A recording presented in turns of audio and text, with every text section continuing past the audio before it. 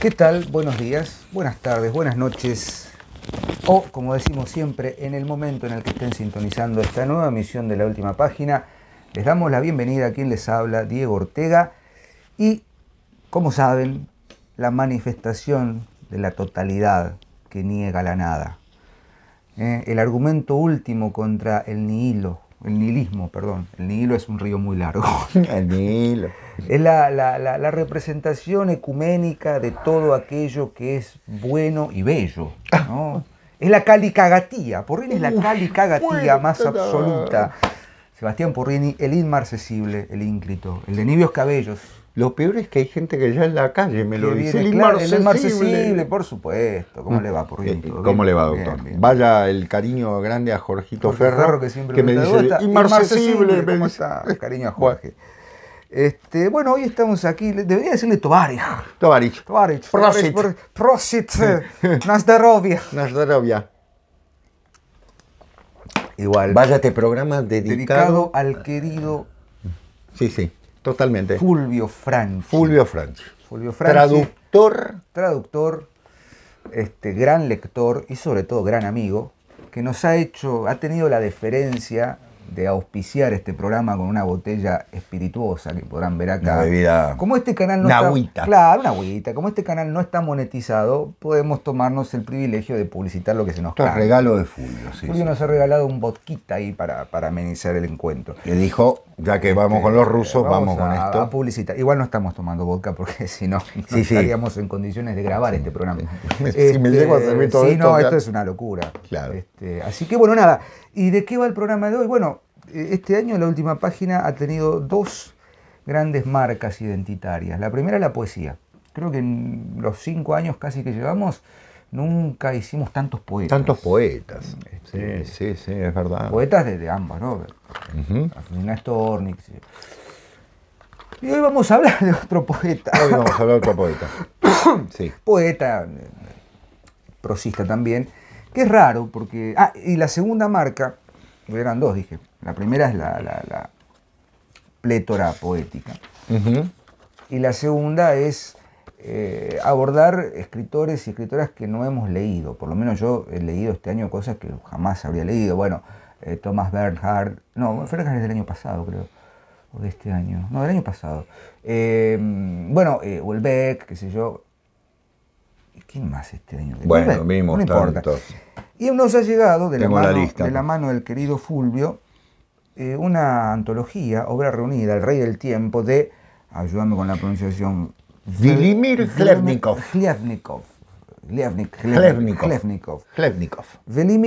Víctor Velimir Chlevnikov. Disculpen la pronunciación, disculpa Fulvio. Traducido por el querido Fulvio Franchi. Años Luz Traducciones. Años Luz Traducciones, que es una Luz, edición bellísima, qué hermoso libro. Qué linda tipografía. Hermoso. Y bueno, cuando Fulvio nos dio esto es del 2019. Se ha publicado en previo a la pandemia. Previo a la pandemia. Y Fulvio nos dijo, nos invitó a la lectura de Chlevnikov. Y bueno, de alguna manera, rindiendo homenaje al regalo que nos hiciera Fulvio, vamos a plantear también nosotros una invitación a que vayan a Chlevnikov a leerlo. Por dos razones fundamentales. Primero, por una cuestión más bien epocal, ¿no? De tiempo. Chlevnikov escribe en la primera mitad del siglo XX, nacido en 1885, muerto en 1922, paradójicamente. Exacto, estamos en los 100 años. Estamos ahí, ¿no? Otra vez. 100 años, la muerte de Chlevnikov. Mirá, es verdad, claro. Tienes razón. Y de alguna manera Chlevnikov se plantea o se ubica en un lugar en el que, como siempre me gusta decir, hay disturbios en cuanto a las terminologías, ¿no? Porque esto de esta tendencia a poner parámetros y claro. segmentos temporales, que está bien para un orden de la historia de la literatura, pero cada vez que uno encuentra estas sentencias así máximas, es el fundador del futurismo. Exacto. Qué sé yo, hay cuestiones ahí. Sí, por supuesto, hay una coincidencia de época, una coincidencia coyuntural, lo cual no quiere decir que eso sea fundante, ¿no? Solamente. Por supuesto que la pluma de Chlevnikov, el proyecto poético de Chlevnikov, y vos lo vas a saber muy bien porque lo has leído, yo también, es rupturista. Totalmente. Es innovador. Es precursor también. Hace poco hablábamos de Vallejo, ¿no? De los 100 años de Trilce. Exacto. Estamos así como centenarios. Estamos centenarios, exactamente. Parque del Centenario. Hemos dicho lo que teníamos que decir allí, pero en la poesía rusa sobre todo, máxime cuando, yo no hablo ruso, pues tampoco, Mayakovsky, ¿no? Claro. ¿Cómo se llama? Akhmatova, Svetaeva. Digo, los poetas del siglo XX, y fines del siglo XIX, principios del siglo XX, se plantean una cuestión respecto del lenguaje. Los poetas de Lopoyaz, ¿no? De Lopoyaz. Quien Fulvio, por supuesto, conoce mucho mejor que nosotros, tienen una cuestión sobre la poesía y el lenguaje, directamente. Una cuestión del lenguaje. No por nada, la primera escuela fuerte de lo que podríamos llamar teoría literaria es rusa. Claro, el formalismo. Y es el formalismo. ¿Y a qué se dedica el formalismo? Y se dedica a la forma de la lengua, la forma como forma, no solo como sustancia. Bueno, ahí tendríamos que meternos en algunas disquisiciones lingüísticas que no vienen al caso. Tinianov, Vladimir Prop, Medvedev, el círculo Bakhtin, de algún modo también, sí, claro. Que si bien no son formalistas, claro. Voloshinov y toda esa gente. Digo, hay una tradición en la crítica y en la teoría rusa muy arraigada en el lenguaje. Y Chlevnikov, de algún modo, parte de esa idea de la palabra como creación, señor. La verbo-creación, como le dicen algunos especialistas, ¿no? La creación aparece, pero justamente, como decíamos, tiene un momento de surgimiento en el que es inevitable ver qué estaba pasando, digamos, en los movimientos estéticos europeos, ¿no? Los principios de la vanguardia. Tenemos el manifiesto futurista de Marinetti en 1909, que a mí realmente me genera escozor ese manifiesto, me disgusta bastante. ¿El de Marinetti? El de Marinetti, ¿no? Sí. Tengo una experiencia muy particular con ese manifiesto, porque me fue leído por una persona en el año 2008, 2009, y lo tenía como enaltecido, esa persona que vos conocés, y me insuflaba mucha lectura de ese manifiesto. La tabula rasa. Tabula rasa, bueno, en fin, qué sé yo. Pero bueno, sí hay que reconocer que hay un movimiento que busca pulverizar o que busca instaurar una nueva forma de hacer arte. Chlevnikov, junto con un grupo de colegas y de poetas y demás, de alguna manera ingresa en esa movida, pero con otro espíritu, ¿no?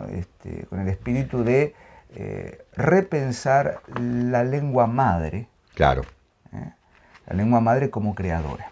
Bueno, vos sabés que incluso desde el mismo ruso, la revolución planteó incluso una reforma ortográfica en el ruso. Sí. La eliminación de letras. O sea, fue una transformación también en la misma lengua, en el mismo sistema de la lengua. Diego, yo creo que aquí hay un campeón en torno de esta obra, que es Fulvio. Sí. No solo porque sea nuestro amigo, no. Vamos a separar esto, sino la enorme dificultad que presenta, no hablando ruso yo ni leyéndolo mucho menos, sino fundamentalmente, o como me dice él, porque la vez que me encontré con él hace poquito, que tuve el placer de volver a charlar con él en una situación muy particular, de estas jornadas al gas que se organizan, ¿no? Tuvimos la suerte de irnos los dos a tomar un café por separado. Como toda gente del bien. Exacto. Y nos pusimos a hablar de Chlevnikov y demás, y del futurismo ruso, que es otra cosa, después lo vamos a ver. Me decía algo clave, la dificultad de traducirlo, porque son textos de un lenguaje disruptivo muy grande, muy profundo, que se nota en el castellano, no solo porque Fulvio tuvo que hacer juego de neologismos, sino también una sintaxis compleja. Sintaxis y morfología. Todo, cambiar todo. Fabuloso. Hay poemas que son muy difíciles de traducir porque hasta en el mismo ruso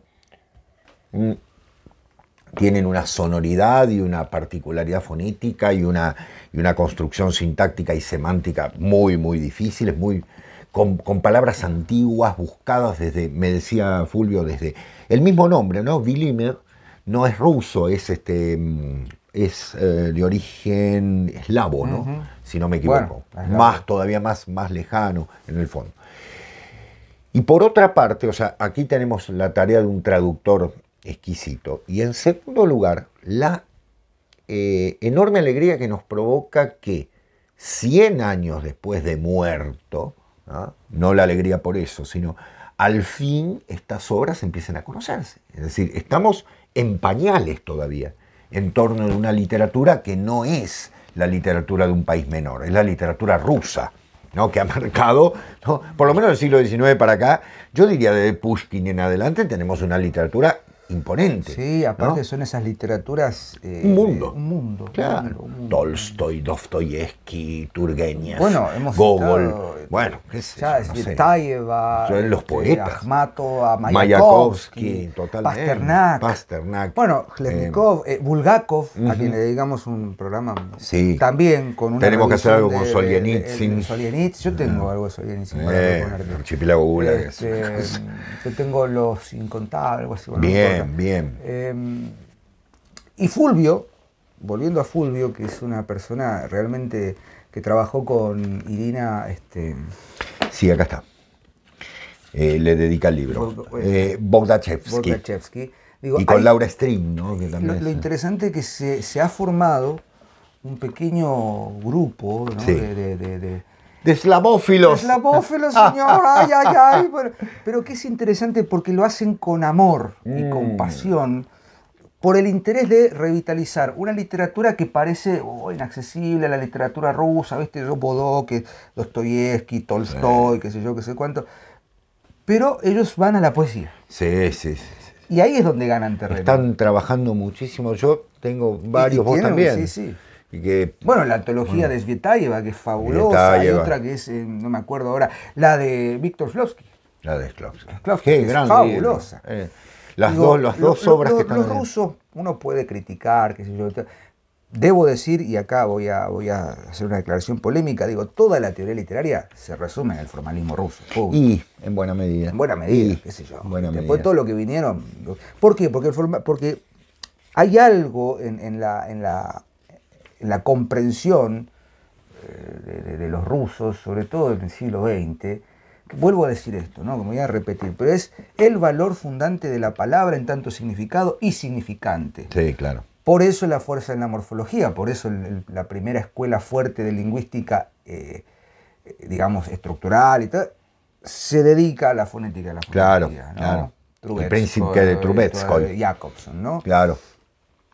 El círculo lingüístico de Praga y tal. Bueno, si te parece, vamos a hablar un poco más. Hay algo que es, dice, conviviendo con los grandes simbolistas, Bloch, Biely, Ivanov, y con la enorme edad de plata, Mandelstam, otro. Mandelstam, no sabemos.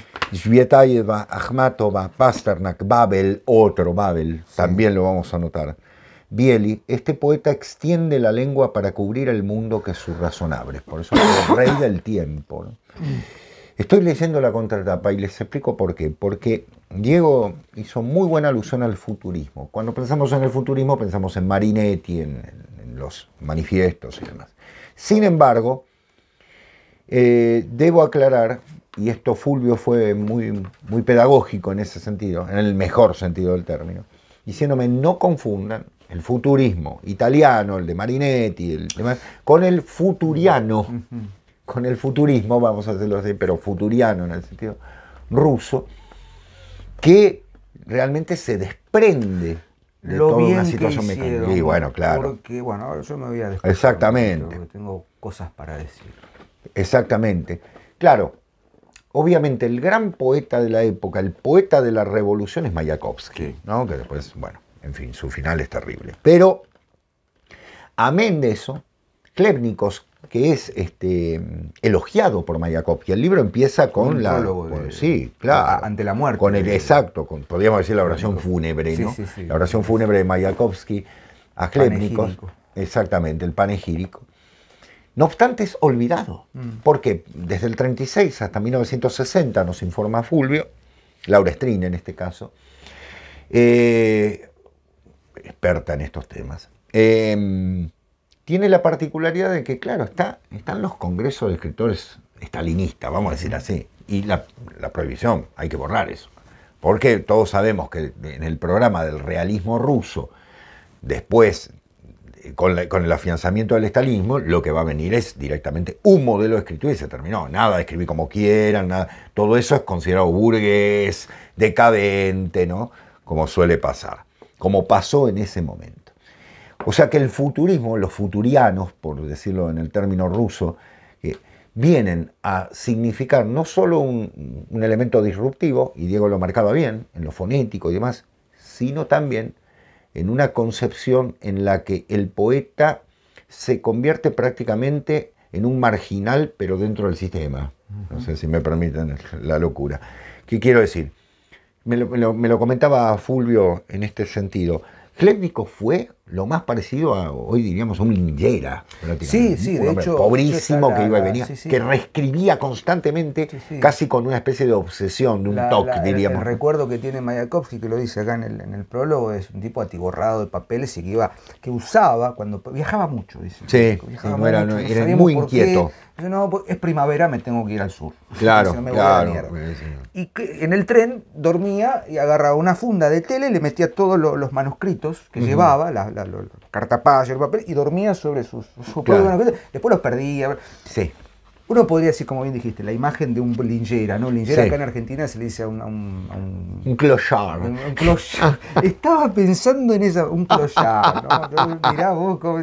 Claro. Un clochard, un vagabundo, digamos, un homeless, ¿no? Para ser más ecuménico. Pero tenía un trabajo con la palabra, con la verbocreación, esa Sí, ¿no? sí. La creación es el enemigo de la petrificación libresca de la lengua, dice un crítico. Claro. ¿No? La poesía, en tanto creación de ex nihilo o ¿cómo sería? Ex logos. Exacto. Está usando una palabra griega con preposición latina, profe. Sí, estoy haciendo cagadas, perdón. Ex logi. Ex logi, ponele. Ex verbi.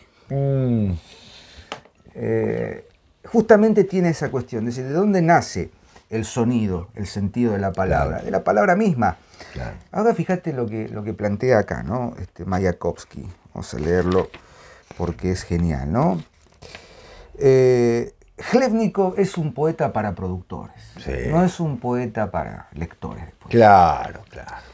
Para Chlebnikov, dice Mayakovsky, la palabra es una fuerza autónoma que organiza el material de los sentimientos y de los pensamientos. De aquí la profundización en las raíces, en la fuente de la palabra, en el momento en que el nombre se correspondía con el objeto, en que surgió quizás una decena de palabras radicales y las nuevas palabras aparecían como casos gramaticales de la raíz, la declinación de las raíces según Chlebnikov. Por ejemplo, Byk, B-Y-K, toro, es el que biot, un verbo, golpea. Lis, L-Y-S, pelado, es el que se volvió lies, bosque, lies. Los lis, alce, zorro, son los que viven en el lies, o sea, en el bosque. O sea, las raíces lingüísticas son las mismas. Los versos de Chlebnikov, liesa, lisi, bueno, no voy a leer en ruso pero si lo leen, van a ver que hay un juego con esa aliteración de lis, lis, claro. lis, pa. Liesa, obesoliosili, liesa. Bueno, no se pueden romper, son cadenas de hierro. ¿Y cómo lo traduce Fulvio? Para que se entienda la idea de, a ver, ¿qué hace Chlebnikov, leído por Mayakovsky? Hace un catálogo de familias morfémicas. ¿no? Es decir, claro. Lis es bosque, lis es pelado, lies es bosque, el bosque pelado. Claro. ¿No? No es semántico. No es semántico, entonces dice, ¿cómo lo traduce Fulvio? Estos versos, ¿no? Los bosques están pelados, ¿no? Liesa, lisi. Los bosques desalcesaron, los bosques deszorraron. Claro. Se quedaron sin alce, claro. Sin zorro, que en castellano alce y zorro son palabras totalmente contrarias. Sí, alce, zorro, no tiene nada que ver. Ahora, relación. en ruso, ¿dónde está alce y zorro? Acá está, dice lis, los y lis, la misma raíz en L, da alce y da zorro. Totalmente. Entonces, ¿qué le permite eso a Chlebnikov? Pensar una imagen poética, que bien dice Mayakovsky, no es un verso suelto, es una cadena de hierro. No solo por el sentido. Claro. De decir, y aparte pensemos un poquito, ¿no? Los bosques fueron pelados, traducido al castellano sería talados. Talados. Exacto. Los bosques fueron desalcesados, fueron deszorrados. O sea, le quitan la esencia, si hacemos un poco de análisis semántico, le quitan la esencia de un bosque, exacto, que es el lugar de la naturaleza, que es el lugar de los árboles, que es el lugar de los animales, bueno, para que el hombre pueda ir a cazar. ¿Por qué Chlevnikov está pensando que han pelado y han desalcesado y han deszorrado? Bueno, ¿cómo llega a eso? Es genial. Es genial. Difícil. Tiene que ver, la naturaleza en la poesía de Chlevnikov está muy presente. Sí. Perdón por la exageración. No, por favor, al contrario. Primero porque el padre Chlevnikov era ornitólogo. Sí. ¿Es cierto? Sí, muy importante. Parece una pavada, pero es muy importante porque él habla constantemente de las aves. La presencia de las aves. De hecho, se iba al sur, esto narrado por Fulvio, es interesante, se iba al sur a observar aves. Tomaba nota de, es decir, había quedado eso como una presencia. Piensen ustedes que también las aves, en los países en los que, como en el caso del sur de Rusia, la actual Ucrania y demás, se convierten en países productores de cereales, las aves huyen en un momento por la cantidad de porquerías que le echamos a la tierra, ¿no? Sí. Miren esto, vamos a leer un poema. Dice, 1922, me voy a poner los lentes porque ahora sí. ¿Qué página? 58. Viste que están con letras las páginas. Muy interesante, muy original. No están con número, con letras. Si transformo a la humanidad en un reloj y muestro cómo se mueve la aguja del siglo, ¿es posible que de la fase de nuestro tiempo desaparezca la guerra como una yiyitsa? Bueno, aquí voy a hacer la aclaración. Dice antigua letra del alfabeto ruso, justamente, la letra que se quitó en la revolución. Inútil. Allí, donde uno podría decir como la H, ¿no? En castellano, en cierto modo. Allí donde el género humano contrajo hemorroides, sentado por milenios en sillones de resortes bélicos, yo les contaré lo que percibo del futuro, mis sueños más allá de lo humano. Yo sé que ustedes son lobos dogmáticos. A sus 5 disparos les doy mis 5. Pero ¿no oyen acaso el susurro de la aguja del destino, esa maravillosa costurera? Anegaré con el aluvión de mi mente poderosa los edificios de los gobiernos existentes. La Kitesh es la ciudad mágica, ¿no? Bueno, mítica de Rusia. Fabulosamente surgida, revelaré a los siervos de la vieja estupidez. Y cuando la banda de los presidentes del globo terrestre sea arrojada como un verde mendrugo al hambre atroz, el tornillo de cada gobierno existente obedecerá a nuestro destornillador. Y cuando una doncella barbuda tire la piedra prometida, ustedes dirán, es justo lo que estuvimos esperando por siglos. Reloj de la humanidad, haciendo tic-tac, mueve la aguja de mi pensamiento. Que algunos crezcan con el suicidio de los gobiernos y otros con un libro. La tierra será inmandada.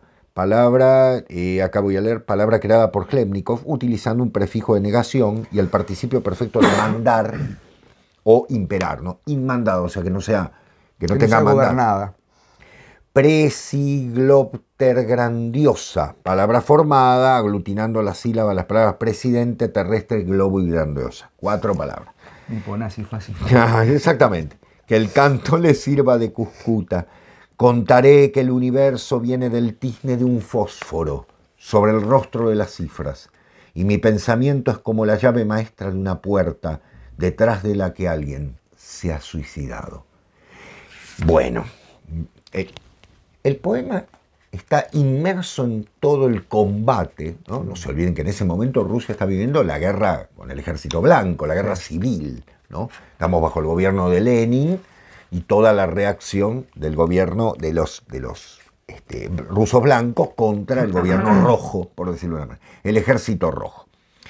Entonces está en marcha un mundo que quieren hacer, un mundo que todavía se dispone a luchar para defender lo que cree conveniente.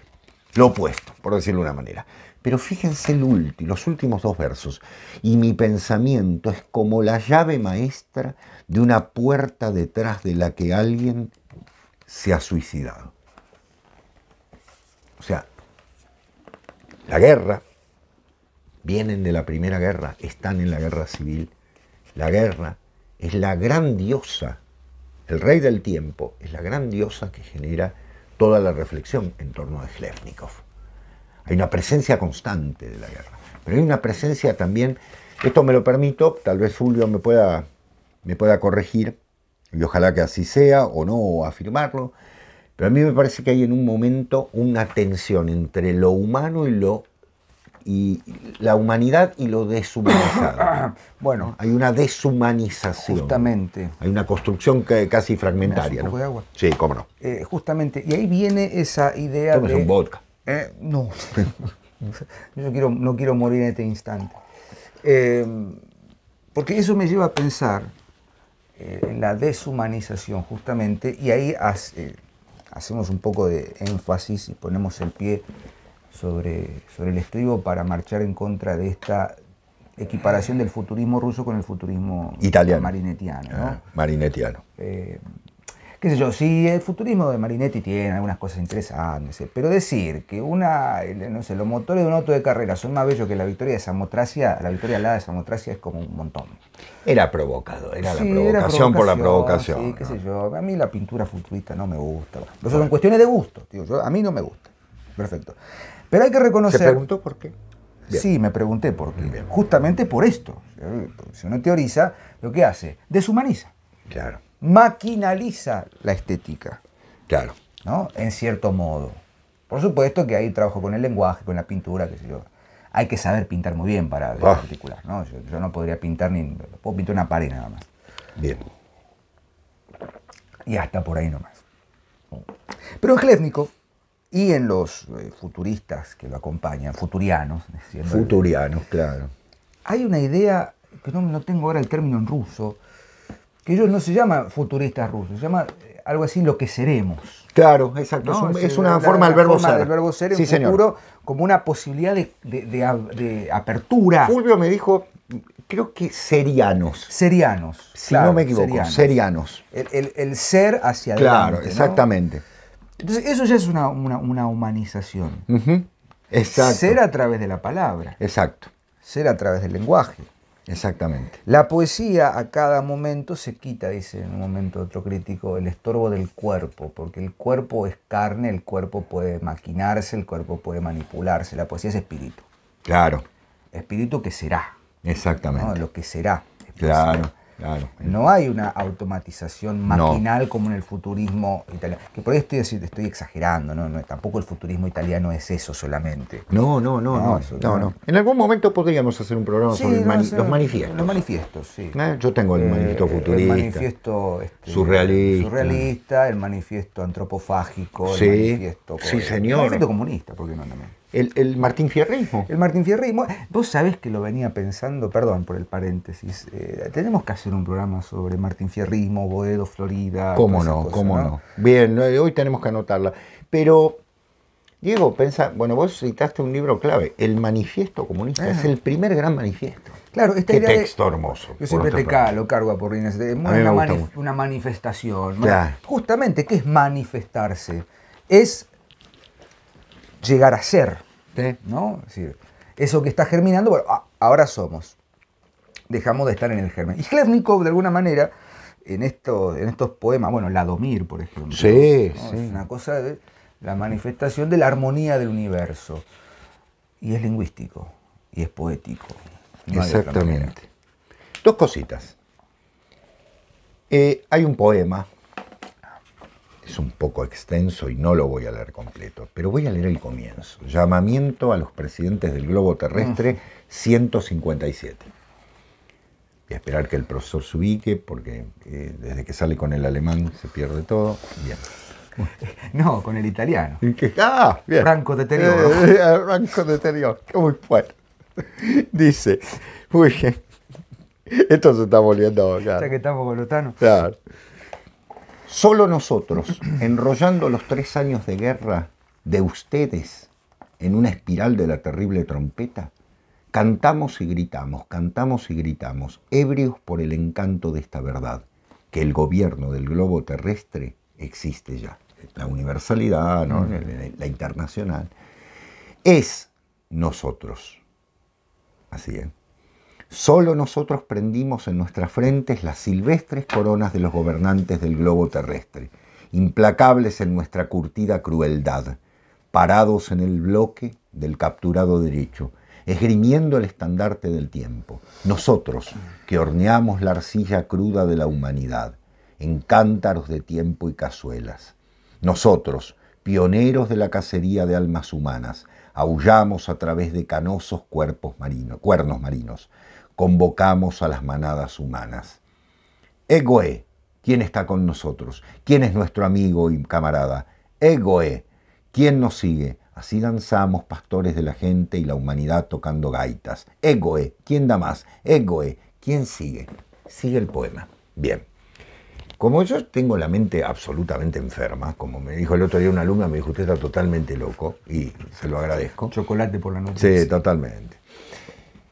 Voy a hacer una alusión que me parece impresionante, el dionicismo de esta poesía. No solo por el evoje, tranquilos, sino la idea de que la poesía es movimiento, es crisis, es boom. No es la poesía apolínea, no es la tradición del peán, es la tradición justamente del ditirambo, es la tradición del grito, de la movilización, del somos, del plural, de la confusión y demás, que en el caso de Mayakovsky tiene una especie de juego, porque lo dice Mayakovsky, perdón, de Chlebnikov, gracias, digo, de Chlebnikov, tiene un juego que dijo Mayakovsky, ahí viene el juego de palabras, que es esta idea de que Chlebnikov se considera de alguna, o se considera o quiere ser visto como una especie de rey del tiempo. Rey del tiempo. Claro, por eso el poema. Un demiurgo. Un demiurgo.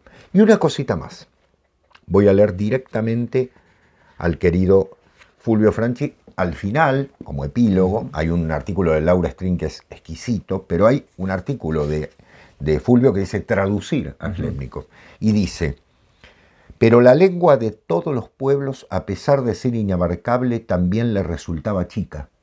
La lengua saúm, que decidimos traducir como transmental, haciendo foco en la etimología de la palabra sa, más allá de mente, pero que también podría ser metarracional, transracional, metalógica y un montón de etcéteras que también son válidos, esa lengua que se convertiría en uno de los caballitos de batalla de los exégetas académicos del futurismo, descubierta por su amigo Kruchonig y desarrollada por ambos, se limitaba a las cosas de la Tierra. Entonces creó la lengua estelar, la lengua de las estrellas, pensada para que con el dominio de unos cuantos signos alfabéticos todas las personas del mundo pudiesen comunicarse. Ya sé, va a salir el concepto este de que la lengua, hay que una lengua total, una lengua mundial para que todos los hombres sean hermanos y demás. Todo. Sí, pero lo está planteando como poeta. No por simplemente por comunicarse, que es un principio clave, sino como poesía. Porque ¿qué nos pasa? Que tuvimos que esperar la pluma de Fulvio 100 años para conocer a Chlebnikov. ¿Por qué? Porque ese ruso complejo de por sí nos está vedado. Va a pasar esto siempre, me dirán ustedes. Y sí, ya lo que está... De hecho, si hoy pusiéramos una sola lengua, ocurrirían mil cosas, pero hay algo fundamental. Habría que traducir todo a esa lengua. Con lo cual, el problema mayor es ese. Entonces, ¿qué es esto de la lengua estelar? Es un concepto en el cual es la fraternidad lo que se plantea sobre la base de una comunión con el lenguaje, ¿no? ¿A vos que te dijeron que eras un...? Loco. Un loco. Bueno, mirá a dónde me voy a ir. A ver, por dígame favor, usted, tírenme por favor. con lo que tengan a mano, aunque sea virtualmente. ¿Por qué? Porque, no, vamos, lo digo con un grado de referencia, no, tampoco voy a hacer el latrocinio de decir eso está relacionado con... Pero es la búsqueda poética. Sí, claro. ¿No? Digo, es la búsqueda poética. La búsqueda del lenguaje poético. Hecho de los Apóstoles cuando Pentecostés, ¿no? Y de pronto baja una lengua como de Claro. fuego y todos pudieron entender Claro. la misma. Es el espíritu que le dice, bueno, quitemos el lado religioso. Cuando Martín Fierro ¿A dónde se va a ir usted? A ver, a ver, a ver. se enfrenta en la payada, en la Sí, el sí, segundo, con el Moreno. ¿no? En el canto 30, Sí, señor. de la segunda, de la vuelta de Martín Fierro. Ujú. La gran diferencia que se da, y esto lo hemos dicho seguramente en algún programa, sobre todo el dedicado a que dedicamos a Martín Fierro, se enfrenta al Moreno, las preguntas son de serie, decime, negro, ¿cuál es el lenguaje Claro. del cielo? Claro. ¿Cuál es el lenguaje del Sí, mar? ¿Cuál sí. es? Y el Moreno rudimentariamente trata que, bueno, hasta que Martín Fierro le comete una chanza, ¿no? Claro. Dice, a ver, ¿cuáles son los meses de la guerra? ¿No? Como diciendo, Claro. ya hablamos del cielo, ya hablamos de... Vamos a la Bueno, tierra. Vamos a la tierra. Claro. Hago esa me hizo acordar a eso, ¿no? Por supuesto, Schlettnikov es posterior. Y no creo que Hernández estuviera buscando el No, lenguaje no. de las estrellas. Pero No. digo, si lo llevamos estrictamente a la esencia poética, Schlettnikov entendió eso. Sí. La poesía es, de alguna manera, el medio o el fin para poder establecer un lenguaje común que es originario, originante. Claro. Por Sí. eso vuelve al origen etimológico de la palabra. Uno Totalmente. podría ponerse a hacer una crítica, ¿viste? Otra vez un filólogo que vuelve a mirar, que Claro. la raíz, que son algunas macanas que se mandaba Max Müller en Mitología Comparada, ¿no? Sí, El sí. libro tiene algunas observaciones. No, no, es terrible. Algunas adendas, ¿no? Como forzar algunas Prefiero- cosas, qué sé yo. Prefiero al otro Müller, Sí, a sí, Karl sí. Ottfried. Claro. Pero tú no lees Mitología Comparada de Müller y dices, acá me parece que está Totalmente. disertando fuera del recipiente porque hay un esfuerzo por querer agrupar ciertas raíces etimológicas. Bueno, en fin. O San Isidoro, O que San es tan Isidoro. divertido, dice tantas barbaridades. Mapa, mapu, ma, ¿cómo es? Claro, Mapa, mapa, mapu. mapa, mapu, mapa. Esto es una anécdota personal. Dios interna. santo. O los beocios. Los beocios. Que ahora es un arquero, ¿no? Boetian. Boetian. Dios. Bueno, anécdotas de nuestras historias Como profesores de de griego. Y de griego. adscripto, ayudante de cátedra. Pero volviendo a Schlettnikov y a lo que plantea Fulvio muy bien, es un proyecto imposible. Sí. Pero bueno, tenemos una aproximación, un atisbo Miren. en esta obra. Lo último, Diego, porque hicimos un comentario antes de prender la cámara y comparto lo que decís. También tiene prosa. Sí, El libro sí. viene con prosa. Y una obrita de teatro. Y una obra de teatro así, muy particular. Yo creo que la prosa de Schlettnikov, claro, no va hacia el concepto de la narratividad, sino más bien hacia el trabajo con el lenguaje, Sí, de con una un manera flair de la conciencia. exactamente, que no tiene la fuerza de su poesía. No, La fuerza, por eso decía, la poesía es muchísimo mejor. Habíamos pensado en hacer, voy a confesarlo, habíamos pensado en hacer un tándem. Bueno, yo leí parte Claro. de la poesía, bueno, me voy a dedicar a la... Y te confesé con total... Mirá, la prosa me parece que... Es menor, gastar es menor, pólvora en totalmente. chimango porque Claro. vale la poesía. Pero sí la poesía. Y lo bueno es que el libro se consigue, está, insisto, como dijiste Sebastián, Años Luz, traducciones. Años Luz, traducciones. Y hay poemas de Schlettnikov dando vueltas por ahí en Sí, internet y tal. exactamente. Hay artículos muy interesantes, pero bueno. Siempre digo que estas cosas es interesante que este tipo de obras se recuperen de esta manera, ¿no? No sé si como obra completa, pero sí como obra reunida, es decir, Sí. cuando uno se encuentra con un autor y tiene la capacidad, la posibilidad, como en este caso, de abarcar una buena parte. Ya está, ¿no? Es decir, está ese elemento, no un fragmento, Se un ha poema dicho. perdido, sino está. Y sobre todo, vuelvo a decirlo, porque el estudio realizado, ¿no?, como epílogo, en ambos casos, tanto el de Fulvio como el de Laura String, son de una clarificación notable. Los dos son expertos en literatura Sí, sí. rusa, entonces ahí mejor es callarse, ¿no? En Así cierto que caso. nuevamente estamos aquí, seguimos leyendo cosas raras. Sí, cosas sí, raras, sí, pero sí, sí. que suman a una idea de una literatura que es inagotable, ¿no? Inagotable, Así que a seguir totalmente. leyendo. Sebastián, gracias como A vos, siempre. Dieguito, como Un siempre. saludo a Fulvio, que seguramente le vamos a mandar el enlace para que haga todas las críticas a este video. Y un día lo vamos a invitar para que venga a Tenemos beber que hacer un... y a sí, charlar sí, sí, sí. sobre algunos escritores rusos raros, ¿no? Exactamente. Voy a comprar caviar y vamos a... Bueno, listo. Muy bien. Sardinas, latas de sardinas ¿Qué va a y ser? mucho licor. Bueno, Exacto. Nos vemos el próximo lunes. Buena semana y que estén bien. Chao. Adiós. Gracias.